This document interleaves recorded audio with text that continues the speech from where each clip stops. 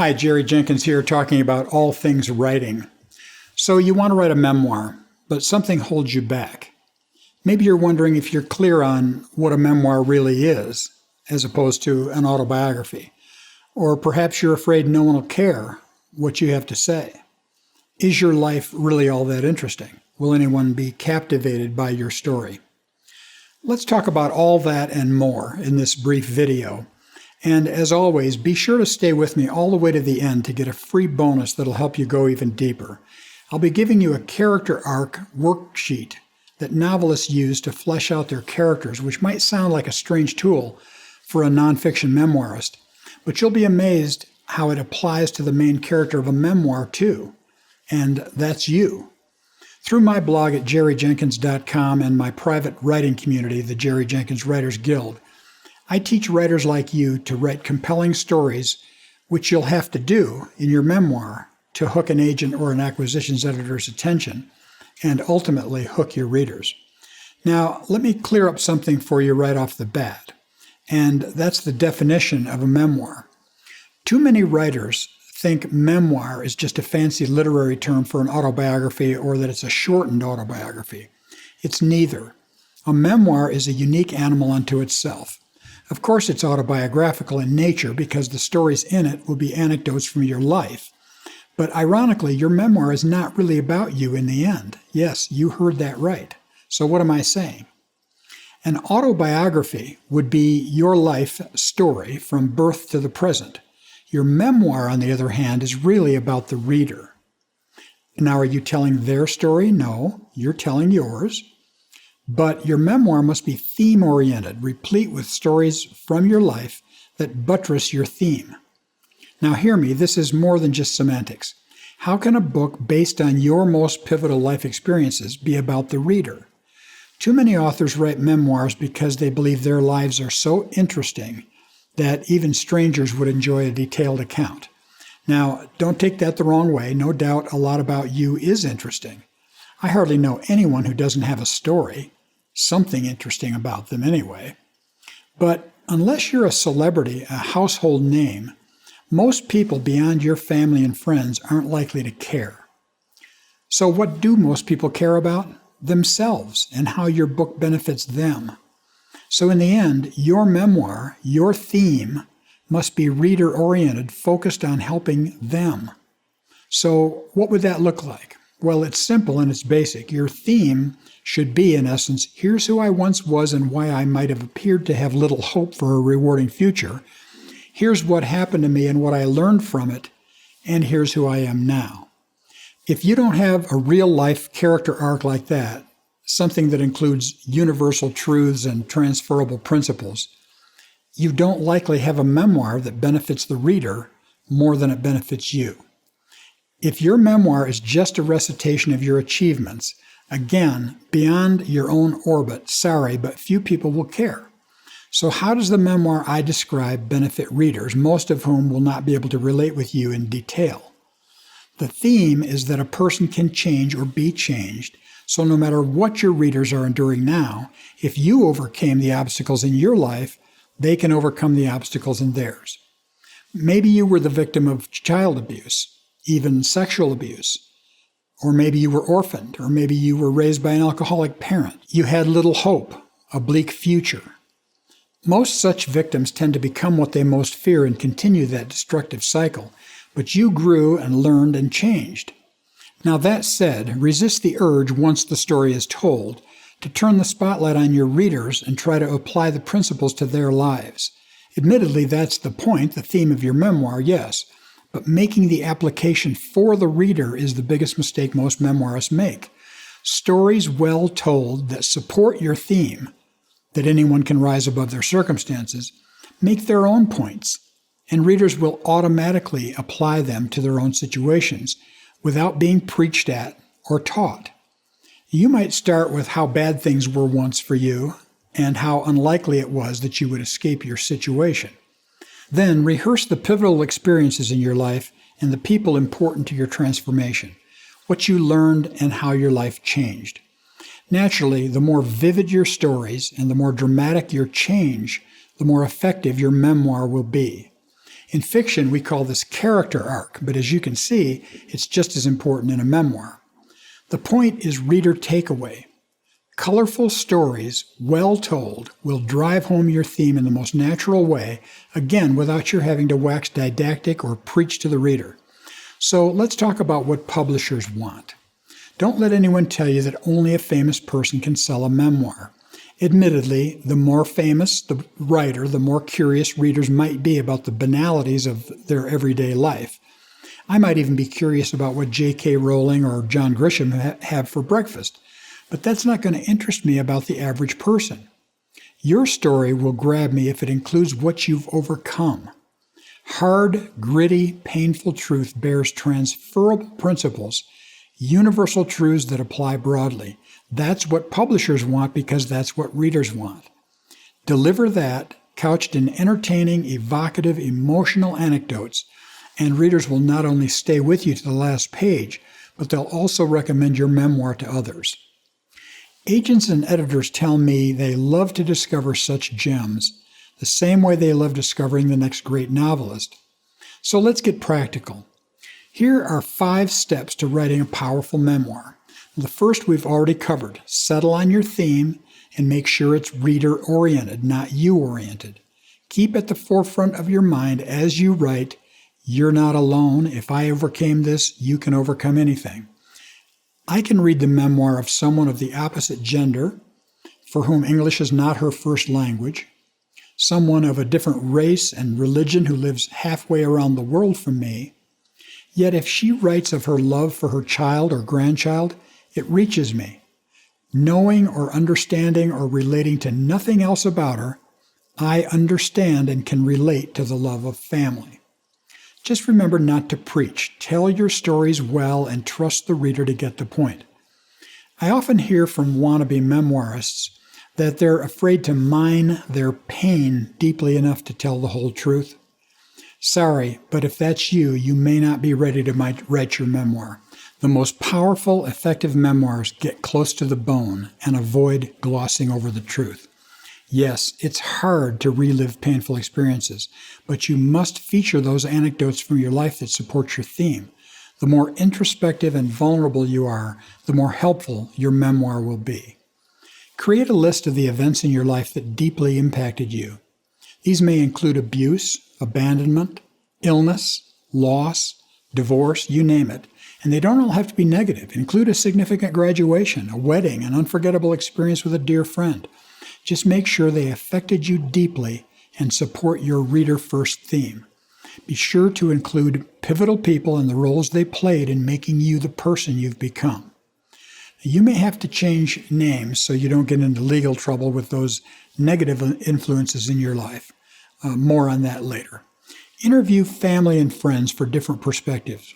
Peruse photographs, revisit meaningful places. Research dates, even the weather and the news of the day. Organize your anecdotes into an outline, even if you're a pantser when it comes to fiction, someone who eschews outlines and writes by the seat of their pants. You cannot write a nonfiction book without an outline. You need to know what you're going to say and what direction you're going to go in every chapter. And overarching that outline, you also need a basic story structure, like novelist Dean Koontz's classic story structure. Although this was intended for writing a novel, it applies perfectly to almost any genre and especially a memoir. Here it is in a nutshell. Plunge your main character into terrible trouble as soon as possible. In the case of a memoir, that character would be you, which means you can start anywhere you want. When was your worst trouble? Maybe later in life? Start there. Second, everything you do to try to get out of the trouble makes it only progressively worse. Until 3, your situation appears hopeless. And finally, 4, in the end, because of what you've learned and how you've grown through all those setbacks, you rise to the challenge and win the day. Trust me, the closer you can stick to that structure, the more engaging your memoir will be. Important in fiction and true as well in memoir is to be sure your reader is invested in the main character enough to care when he's plunged into terrible trouble. In fiction, that means layering in a hint of the stakes.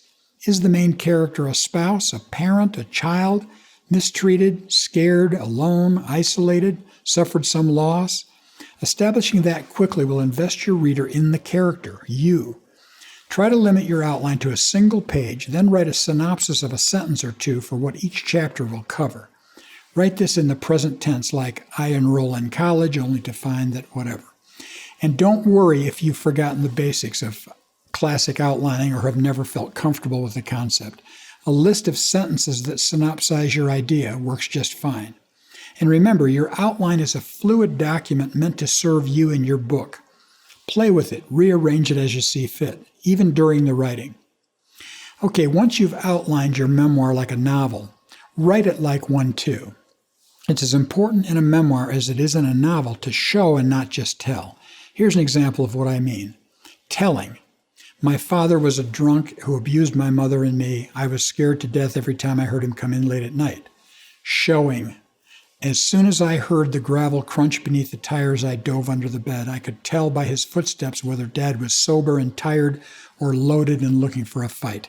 I prayed God would magically make me big enough to jump between him and my mom because she was always his first target.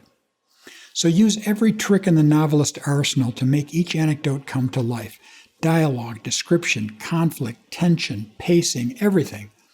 Stay focused more on theme than chronology. You're not married to the autobiographer's progressive timeline. Tell whatever anecdote fits your point for each chapter, regardless where it falls on the calendar. You might jump from childhood to college and back again. Trust me, the reader will stay with you. Just make the details and time changes clear so the reader always knows where you are in the story. And again, use all the fictional techniques at your disposal to write your memoir. For instance, character arc. How the protagonist, the main character, in this case you, grows is critical to a successful story. Make clear the difference between who you once were and who you are today. That's character arc. As for point of view, it should go without saying that you write a memoir in the first person. And just as in a novel, the point of view character is the one with the problem, the challenge, something thereafter. So tell both your outer story, what happens, and your inner story, its impact on you. Great novels carry setups and payoffs throughout. There would be a book-length setup that demands a payoff in the end, plus chapter-length setups paid off by the end of each chapter. Sometimes there are setups with payoffs within the same scene. The more of these, the better. The same is true for your memoir. Virtually anything that makes the reader stay with you to find out what happens is a setup that demands a payoff. Even something as seemingly innocuous as you're saying that you hoped high school would deliver you from the torment of junior high makes the reader want to keep reading to find out if that proved true. Also, just as in a novel, you want to avoid using narrative summary to give away too much information too early. I've seen memoir manuscripts where the author tells in the first paragraph how they went from abject poverty to independent wealth in 20 years, and now I want to tell you how that happened. To me, that takes the air right out of the tension balloon and gives me no reason to keep reading. Better to set readers up for a payoff and then let them wait. Now that said, don't make readers wait so long that you lose them to frustration, but long enough to build the tension. Now we come to the dicey part. Good memoirs tell hard stories about how relatives or friends who have done us wrong fit in. Naturally, you worry about the ramifications of throwing them under the bus, and rightly so. If you're brave enough to expose your own weaknesses, foibles, embarrassments, and yes, even your failures to the world, what about your friends, enemies, loved ones, teachers, bosses, and co-workers? If you tell the truth, are you allowed to throw them under the bus? In some cases, yes, but should you? No. Even if they give you permission in writing, what's the upside? Usually a person painted in a negative light, even if the story is true, would not sign a release allowing you to expose them publicly. But even if they did, would it be the right, ethical, kind thing to do? All I can tell you is that I wouldn't do it, and I wouldn't want it done to me. If following the golden rule alone isn't reason enough not to do it, the risk of being sued certainly ought to be. So what do? On the one hand, I'm telling you that your memoir is worthless without the grit. On the other, I'm telling you not to expose evildoers by name. Stalemate? No. Here's the solution. Changing names to protect the guilty is not enough. Too many people in your family and social orbit will know the person, making your writing legally actionable. So in many cases, you must change more than just the name.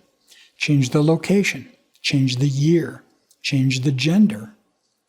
You could even change the offense.